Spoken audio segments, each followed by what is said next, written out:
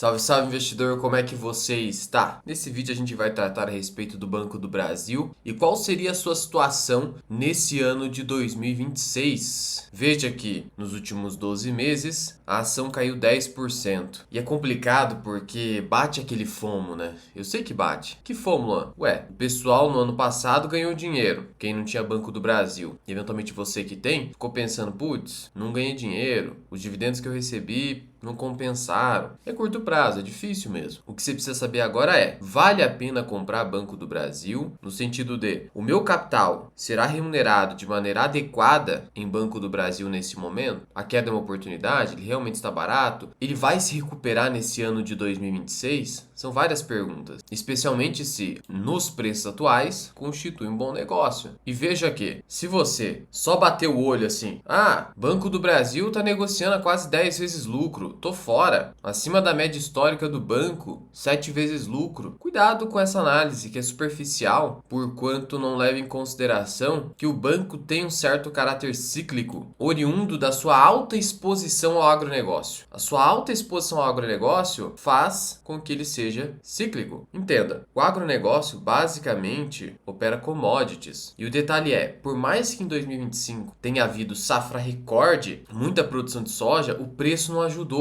enquanto que o preço dos insumos continuou subindo. Então você tem um cenário difícil para o agro em 2025, mesmo com a produção aumentando. Em 2024 nem se fala com as questões climáticas, Rio Grande do Sul sofrendo. Só que mesmo assim, o Banco do Brasil não sofreu em 2024 porque a capacidade de adimplência de pagamento ainda não tinha sido prejudicada. 2025 começou com uma chuva de recuperações judiciais, calote contra o Banco do Brasil, e a gente viu o lucro desabando a tal ponto de o Banco do Brasil ter previsto um lucro que seria o dobro do lucro que ele vai fechar em 2025, que deve ser um lucro próximo de 18 bilhões de reais. Isso fez com que o banco tivesse que reduzir o seu payout de 45% para 30%, reduziu as suas previsões de lucro, cuidado com previsão, e aí a cotação desabou. A ação chegou a ser cotada aqui em cima na casa dos 30, desabou, chegou a 18 e aí voltou para 22. Por conta dessa ciclicidade que eu tô te falando, no momento em que o Banco do Brasil está sofrendo com muita inadimplência, que não parou de subir, vale ressaltar, ela continua subindo, mas existe aí uma luz no fim do túnel que eu vou te mostrar, e que eu até escrevi a respeito disso na comunidade FMI. Primeiro entenda, por ser cíclico, olhe para o indicador preço-valor patrimonial, porque sendo cíclico, o indicador preço-lucro, quanto mais alto, geralmente é o melhor momento para a compra. E se está alto agora, acima da média, poderia sinalizar um bom momento para a compra. Por quê? Porque o L de lucro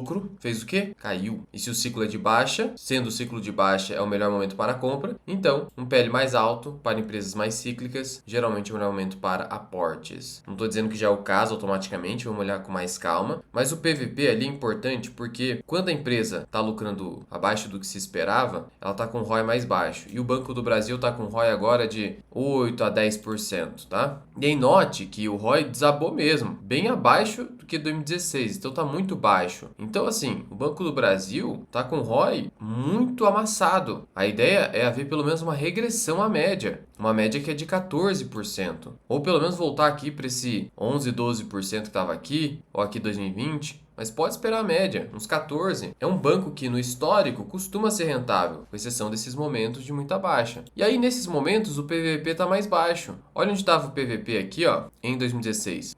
2020 que a gente viu ali também, 0,95, aí 2021 injustificadamente caiu tanto assim para 0,60, mas depois que bateu 0,60, voou. E agora tá onde? 0,68. Então poderia ir a 0,60? Poderia. Isso faria com que a ação tivesse cotada de novo a uns 18 reais. Quem segue o critério do Bazin entenderia o seguinte, vamos lá. Se eu tenho um lucro de 18 bilhões e a empresa nesse momento está valendo 124 bilhões, quer dizer que eu tenho aí, vamos lá, 18 bilhões de lucro, eu vou pagar só 30% para o acionista, eu vou pagar 5 bilhões e 400, 5 bilhões e meio mais ou menos. Então eu estou falando de um dividend yield de uns 4 a 5%. Putz, nem bate o 6 mínimo. A gente está falando de um dividendo que vai ficar ali próximo de R$ 1 por ação. Se eu dividir isso aqui por 0,06, que é o mínimo do Décio Bazin, nossa, o preço teto seria 16, cara. Pois é, 16, 17, até uns 18 aí você consegue um yield legal. Mas tem que entender que é 30% de payout, é muito baixo. Se você, vamos lá, não ficar só focado nisso e pensar o seguinte, bom, o fluxo de caixa para o acionista não é somente o que está ali no payout, é tudo lucro líquido, ainda mais empresas financeiras, de tal modo que, na verdade, o fluxo de caixa para o acionista é pelo menos uns R$ 5, na verdade 5,4 como a gente viu. Se eu dividir por 22, que é a cotação atual, eu estou falando de um earning yield de 24,5%, quase 25%. Ou seja, na prática, eu estou falando de um preço-lucro de 4x, 4, 5x. Então, assim, o desconto é elevado. Claro, estamos em ano de eleições. Assim, a gente sabe que costumeiramente a volatilidade em empresas estatais é alta, mas você já pode ficar alerta aí. O fato é, qual que é o fato que a gente tem hoje? Que o Banco do Brasil negocia a um índice preço-lucro entre 4 a 5 vezes, assim como o Petrobras. Então as duas estatais estão niveladas nesse sentido. As duas caíram, as duas são cíclicas. Então a gente vê aí uma certa similaridade nesse sentido. Mas 2026, entendi que negocia um dividend yield próximo de 5%, mais um earning yield de 24%. Mas eu quero saber 2026. Vai ter recuperação? Essa é a minha dúvida. Antes de responder essa dúvida, deixa eu te mostrar uma coisa. Aqui em contábil, aparece no histórico do Banco do Brasil um prejuízo em 2013. Mas não foi bem isso, tá? Isso é importante conferir e olhar no release. Ó, eu peguei aqui o release para você de 2013. Na verdade, a empresa teve lucro. Ah, então foi lucro. Então só corrigindo aí esse detalhe, teve lucro em 2013. Mas, voltando ao assunto principal, olha só aqui as notícias. Inadimplência dispara no crédito rural. Recente, todas as notícias recentes. Outra, crescimento da inadimplência no campo leva o governo a discutir mudanças no crédito rural. Dezembro de 25, muito recente. Ó, há 3 dias, inadimplência e regra do Banco Central reduzirão crédito ao campo em 26. Olha só, você vai ter mais restrição de crédito para o campo e o Banco do Brasil detém a maior fatia de crédito rural do país. Só que ele já está perdendo essa fatia. Eu mostrei no relatório lá da comunidade FMI que o seguinte, o banco em 2024 tinha 50% de participação de mercado, ou seja, market share, caiu para 48% nesse ano de 2025. Por quê? Porque outros bancos começaram a pegar. O banco começou a ficar mais restritivo na concessão de crédito, os outros vêm lá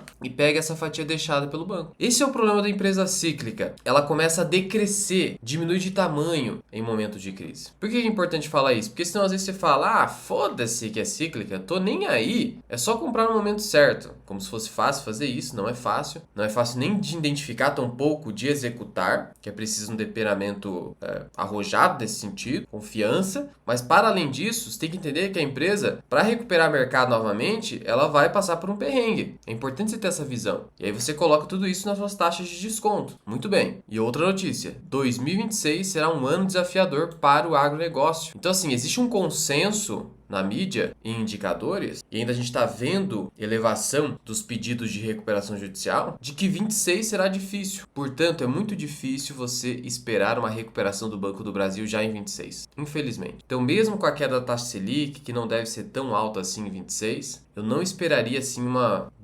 recuperação tanto no ROI do Banco do Brasil, quanto fatia de mercado, tão pouco fatia de mercado. Mas a boa notícia, aí é uma questão de interpretação, né? Copo meio cheio, ou copo meio vazio, depende da sua perspectiva. Mas veja só aqui, ó, o último resultado trimestral reportado ao mercado. Lucro líquido contábil, segundo trimestre de 2025, 3 bilhões e alguma coisa. Terceiro trimestre de 2025, 3 bilhões e alguma coisa. Enquanto que a inadimplência estava subindo. O índice de inadimplência acima de 90 dias continuou subindo. Olha só aqui, ó, inadimplência, 90 dias mais, saiu de 4,21 para 4,93. Então, o pessoal continua dando calote, mas o banco conseguiu segurar um pouco a queda do lucro líquido. O que a queda na taxa Selic pode ajudar o banco? Primeiro que pode fazer com que o pessoal pague mais, né, porque é um juro um pouco mais baixo, mas o impacto não deve ser tão alto assim, porque 26 ainda é um ano difícil para o agro. E segundo que o banco, ele capta de acordo com o CDI. Ele capta ali entre 70% e 80% de CDI. CDI mais barato, ele capta mais barato, perfeito? Então, você pode ter uma leve recuperação nesse sentido. E como o banco, mesmo com a inadimplência subindo, conseguiu estabilizar lucro, é provável que o lucro não caia muito mais do que deva ser a queda de 2025, ou até estabilize o lucro. Fica ali entre 16 a 18 bilhões. ou até recupera um pouquinho. Isso é imprevisível, mas deve ficar mais ou menos nessa região. Então, pelo menos, deve parar a queda em 26. Então, 26 deve ser um ano de ainda dificuldade na inadimplência, mas parada na queda do lucro, e você deve começar a ver uma recuperação mais clara em 27. Então, assim, questão de timing de mercado, 26 tem um custo de oportunidade alto. Você tem que segurar por um ano sem pensar em ganhar dinheiro com o Banco do Brasil. Sabedor também da volatilidade provável em ano de eleições presidenciais. Como é que está aqui a média de preço-alvo dos analistas? 24,50. E a maioria traz aqui recomendação de manter, ou seja, recomendação neutra. Neutro por quê? Porque essas recomendações, elas são dadas com prazo de um ano. E para um ano, o Banco do Brasil não tem uma perspectiva muito boa, ainda fraca. O BTG, por exemplo, também tem recomendação neutra com preço-alvo de R$ 23.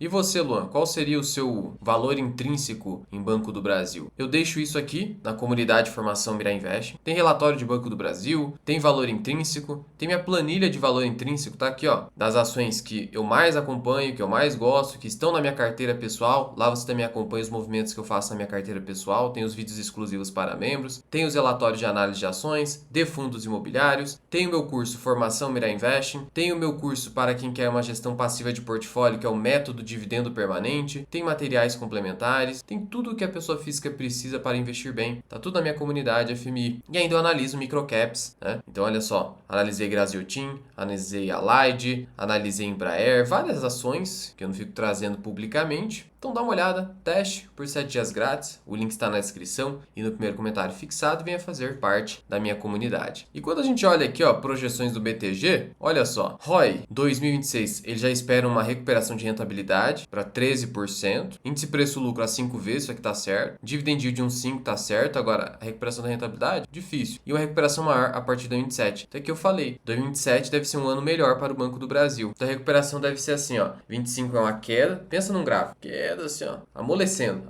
lá ele. Aí 26 vai ficar assim, ó, meio flat ou caindo um pouquinho. E aí 27 deve começar, né, a se elevar novamente. Algo muito similar que aconteceu com o Bradesco. Talvez leve mais tempo para recuperação daquela rentabilidade anterior.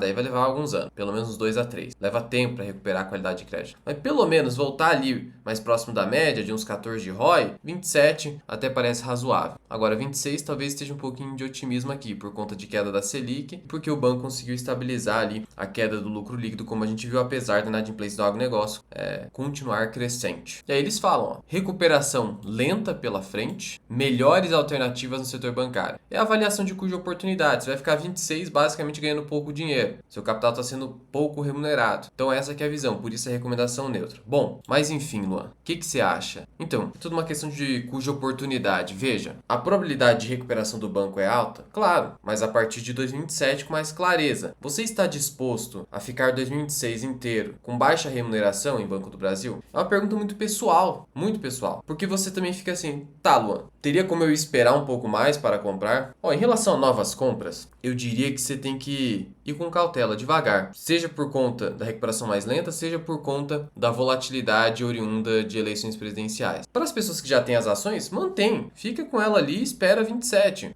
Para novas compras, eu particularmente iria devagar, iria sem pressa. Até porque o patamar atual tende a não remunerar tanto o acionista diretamente, mas em termos de múltiplos já está com bastante desconto. Então quem já tem, mantém. Quem está pensando em aumentar a posição pode ir com calma, na minha opinião, entendendo que o seu capital será pouco remunerado nesse ano, mas que a médio e longo prazo a tendência é você ganhar dinheiro, até porque está abaixo do valor patrimonial da ação. É uma avaliação muito individual. E para quem quer montar a posição agora, também dá para esperar um pouco, se você quiser. Em que hipótese eu não esperaria, já começaria a comprar agora? Se eu não tenho nenhuma alternativa melhor. O mercado tem alternativas aí. Entendi, Luan. Então, na verdade, é tudo uma questão de comparação. Entendo que o Banco do Brasil está barato, que ele vai se recuperar. É muito provável. Mas isso não significa aporte imediato, automático por conta disso. Porque eu preciso avaliar, dentro da minha carteira, se há alguma coisa melhor que possa me remunerar melhor. Não pensando só no curto prazo, mas a médio e longo prazo. Porque curto prazo aí você vai colocar em Selic, né? Se você pensar só no curto prazo, você vai colocar automaticamente em Selic. Não é essa a visão. É pensando numa remuneração a médio e longo prazo. É direcionar o seu capital para aquilo que vai te remunerar melhor ao longo do tempo. É claro que você nunca tem certeza disso em se tratando de renda variável. É tudo um juízo de probabilidade. Então é esse tipo de visão que você tem que construir, e na comunidade eu te ajudo bastante nesse sentido. seja com vídeos exclusivos, seja com relatórios. De novo, te convido a conhecer a comunidade. Ah, Luan, eu vi que teve bilionário aí vendendo o Banco do Brasil. Eu vi que o Lírio Parisotto vendeu. Ele vendeu uma parte. Porque provavelmente, é que eu estou especulando, não tem informação oficial nenhuma, mas provavelmente ele entendeu, bom, o Banco do Brasil está me pagando pouco dividendo nesse momento. Eu vou reduzir posição, ele reduziu posição, para fazer o quê? Para alocar em algum ativo que eu entendo que vai me minerar mais. E, eventualmente, se eu verificar que o Banco do Brasil vai voltar com uma remuneração boa, eu posso voltar, eventualmente, não sei. É uma avaliação individual. Não que tenha, o Banco do Brasil vai quebrar, que já era. Não, não é essa visão extremista, mas uma visão racional de onde o meu dinheiro vai me produzir um provável maior retorno. Só isso. E se esse vídeo te ajudou de alguma forma, não deixa de clicar aqui embaixo no botão de gostei. E aqui em cima eu vou deixar para você um vídeo onde eu trouxe meu último aporte no quadro Carteira Mirai.